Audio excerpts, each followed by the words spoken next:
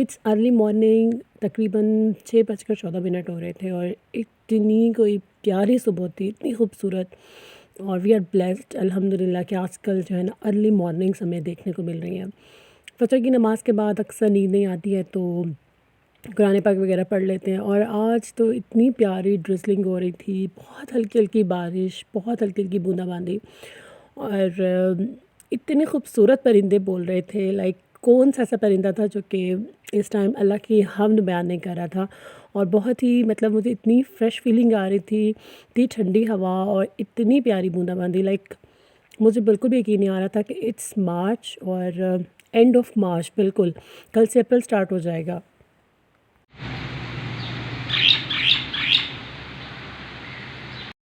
ये खुला आसमान और ये परिंदों की आवाज़ें, प्यारी सी बूंदाबांदी और ठंडी ठंडी हवा, नेचर में कितनी खूबसूरती और कितनी डेप्थ रखी है अल्लाह ने।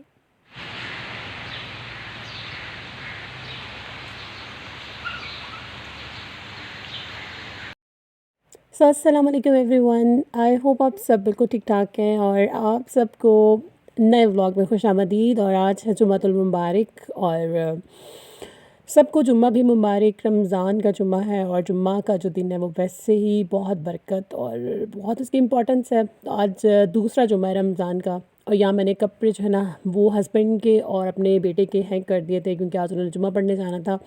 और फ़ारिज़ का आज ऑफ था because he is not feeling fine और he got some infection, eye infection. तो so he is on bed rest because doctor prescribed him some medication, some treatment और उन्होंने उसको रेस्ट का भी बोला है। तो मैंने उसकी 2 दिन की जो है ना वो स्कूल से लीव ले ली थी। और वैसे भी आगे जो है ना सैटरडे संडे वीकेंड है। और अभी वो उठा था, उसको मैंने नाश्ता कराया और वो लोग चले गए थे जुम्मा पढ़ने अपने बाबा के साथ फ़ारिज़। और अब मेरी बारी आती थी कि हम भी जुम्मा की नमाज़ वक्त पे अदा कर लें। अच्छा, वैसे तो ज़ोहर की नमाज़ बहुत आगे पीछे हो जाती थी क्योंकि रमज़ान के अलावा ना आप किचन में होते हो, इस टाइम आपको लंच की टेंशन होती है तो आपकी नमाज़ बहुत लेट हो जाती है या फिर क़ज़ा हो जाती है। तो रमज़ान में अल्हम्दुलिल्लाह सारी नमाज़ें जो है ना अपने टाइम पर अदा हो रही हैं। इतना मज़ा आ रहा है ना, वी आर ब्लेस्ड कि रमज़ान ने ना मुझे भी 5 वक्त का नमाज़ी बना दिया, अदरवाइज़ कोई ना कोई नमाज़ मिस हो जाती थी। और कुरान पाक भी अल्लाह का शुक्र है मैंने स्टार्ट किया है और मेरा ख़्याल है 12 पारे मेरे कंप्लीट हो जाएंगे। डेली एक पढ़ लेती हूँ या आधा या फिर किसी दिन डेढ़ भी पढ़ लेती हूँ। वशर्रहु बिसमनिन बख्सिन दराहिम मअदूदा वकानू फीही मिनज़्ज़ाहिदीन वक़ालल्लज़ी इश्तराहु मिन मिस्र लिम्रअतिही यक्रिमी मस्महु असा अन यनफ़अना अव नत्तख़िज़हु वलदा वकज़ालिक मक्कन्ना लियूसुफ़ फ़िल अर्दि वलिनुअल्लिमहु मिन तअवीलिल अहादीस वल्लाहु गालिबुन अला अम्रिही वलाकिन्न अक्सरन्नासि ला यअलमून।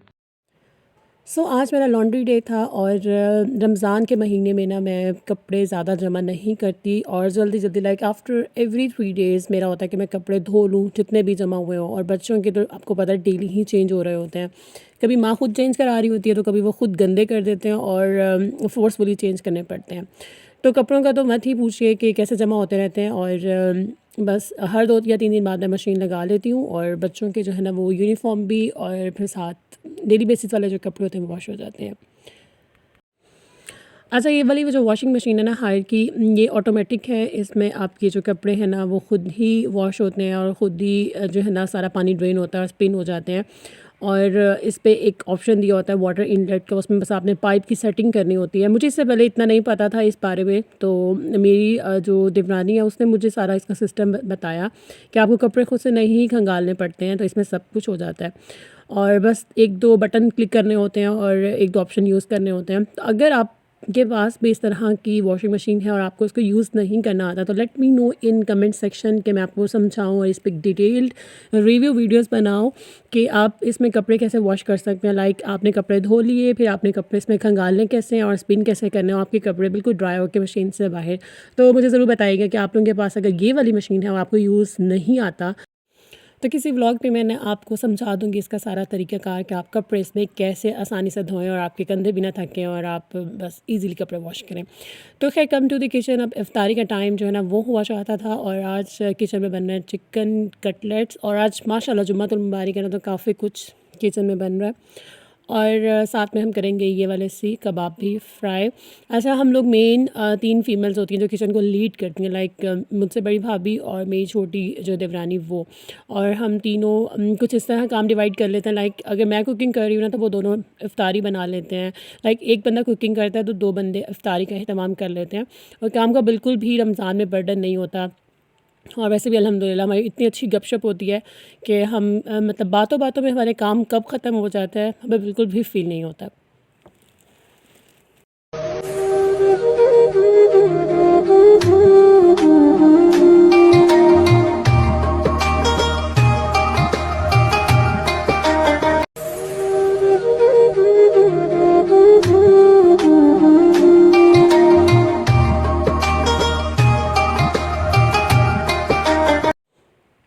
और साथ में आज अंडे के पकौड़े बन रहे हैं, भाभी बना रही हैं। और पहले हम लोग सोच रहे थे कि पालक के पकौड़े बनाएं, लेकिन आज हमारे खाने में ही पालक चावल हैं, तो हमने पालक के पकौड़े स्किप कर दिए और अंडे के जो है ना पकौड़े वो कुछ डिफरेंट टाइप के, मैंने तो खैर फर्स्ट टाइम ट्राई किए, भाभी ने बनाए, अच्छे थे। और साथ में हमने दूध सोडा और साथ आज फ्रूट चाट भी थी, बट मैंने वो क्लिप नहीं लिए, और क्योंकि बिल्कुल इफ़्तार का टाइम हो रहा था और साथ में फिर रोज़ा खोलना होता है, बच्चे होते हैं, फिर साथ ही मगरिब की नमाज़ पढ़नी होती है, तो बस कैमरे का बिल्कुल भी टाइम नहीं रहता। तो खैर उसके बाद फ़ारिज़ की जो है वो थोड़ी सी स्टडी थी और हम लोग इसको बाहर लेकर आए थे। उससे जो है ना वो बस डिफरेंट तरह की बच्चे जो है ना स्कूल में पेंसिल्स देखते हैं, रेज़र्स देखते हैं, लाइक आजकल इतनी अट्रैक्टिव स्टेशनरी है बच्चों के पास, तो बच्चे कुछ भी नया देखते हैं ना तो दे वांट कि हमारे पास भी वही कुछ हो, तो हम उसको लेकर आए थे एक अच्छी सी बुक शॉप पे कि आपको जो लेना है आप ले लो। और साथ में मैंने अपने छोटे बेटे के लिए राइटिंग बुक भी ली, क्योंकि जब मैं फ़ारिज़ को पढ़ा रही होती हूँ ना तो वो बहुत डिमांड करता है कि मेरे पास भी बुक्स हों, मेरे पास भी अपनी स्टेशनरी हो और मैं उसमें राइट करूँ, कलरिंग करूँ। अभी तो खैर वो लकीरें ही ड्रॉ करता है, लेकिन इतना मुझे अच्छा लग रहा था। मैं बहुत टाइम के बाद किसी स्टेशनरी शॉप पर आई थी और अब तो इतनी वैरायटी है, लाइक इतनी वैरायटी है कि मतलब मुझे खुद बहुत अच्छा लग रहा था हर चीज़ को देखना, इतने मतलब मेंटल हेल्थ पे इतने अच्छे अच्छे टॉयज़ थे, और लाइक मुझे खुद बहुत अच्छा लगा इसको विज़िट करके। और बच्चों को इंगेज करने के लिए इतनी अच्छी-अच्छी एक्टिविटीज़ थी यहाँ पे, और एक्टिविटीज़ बुक थी, स्टोरी बुक्स थी, इतने अच्छे-अच्छे ब्लॉग्स थे, मेंटल हेल्थ पे इतने मज़े के टॉयज़ थे, but they are very costly, very expensive, like 3000 से कम कुछ भी नहीं था जो अच्छा टॉय था। और महंगाई ने तो खैर बहुत बुरा हाल कर दिया है हम जैसों का भी, लाइक जो चीज़ 500 की आ जाती थी वो अब 1500 से कम में नहीं आती है। तो खैर पता नहीं हमारे मुल्क, हमारे पाकिस्तान के लिए कौन कब क्या करेगा, खैर हम बस दुआ कर सकते हैं। तो उसके बाद जनाब हमने अपना डिनर किया, और आजकल आपको पता है कि इफ्तारी इतनी ज़्यादा हो जाती है कि फिर खाना खाने का बिल्कुल भी दिल नहीं कर रहा होता, और अगर खाना ना खाएं तो फिर 12-1 बजे इतनी शदीद भूख लग जाती है और उस टाइम खाने का कुछ नहीं होता, तो बस फिर यही होता है कि अब सहरी तक वेट करें। तो खैर यही सब कुछ सबके साथ चल रहा होता है, यही रमज़ान है, ये रमज़ान की खूबसूरती है। और उसके बाद अब दिल था कि बस I want just a mug of T, और मज़ेदार सी चाय हो, कार्डेमम टी आजकल मुझे बहुत अच्छी लग रही है, और आजकल मैं मसाले वाली चाय पी रही हूँ। मेरे अब्बू जी बनाया करते थे कभी, और शादी से पहले मैंने 1-2 बार पी, और आजकल मैं मसाले वाली चाय पी रही हूँ। कभी मैं आपसे इसकी रेसिपी शेयर करूँगी। तो जनाब बस यही था मेरा एक आम रूटीन का व्लॉग, जो एक हाउसवाइफ़ का एक डेली रूटीन का व्लॉग होता है। I hope you like the video. आपको वीडियोज़ कैसी लगती हैं ज़रूर बताएँ। अपना रखें बहुत सारा ख़्याल। Thank you. अल्लाह हाफ़िज़।